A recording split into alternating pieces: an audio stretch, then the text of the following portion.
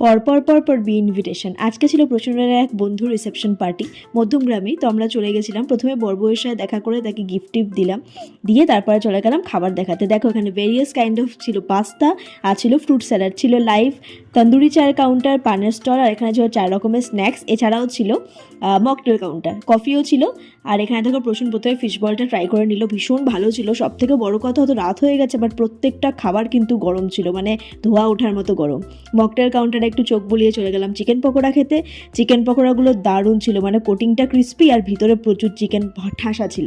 তারপর চলে গেছিলাম ফুচকা খেতে। ভেবেই নিয়েছিলাম যে 4 থেকে 5টা ফুচকা খাবো, কারণ বাকি খাবারগুলো খেতে হবে তো, পেট খালি রাখতে হবে না। ফুচকাটাও কিন্তু ভীষণ ভালো ছিল। প্রসঙ্গে বললাম একটা খেতে, ও খেলো না। যাই হোক, তারপর চলে গেলাম মকটেল কাউন্টারে। ব্লু লেগুন আমার সব থেকে ফেভারিট মকটেল, ওটা ট্রাই করে আজকে তোমাদের মেনুটা দেখিয়ে দিলাম যে মেন মেনু কী আছে। তারপরে মোটামুটি খাবার দাবার শেষ করে আইসক্রিম নিয়ে পান নিয়ে বাড়িতে এসে আজকে ব্লগটা এখানেই শেষ করছি। এর অন্য ব্লগও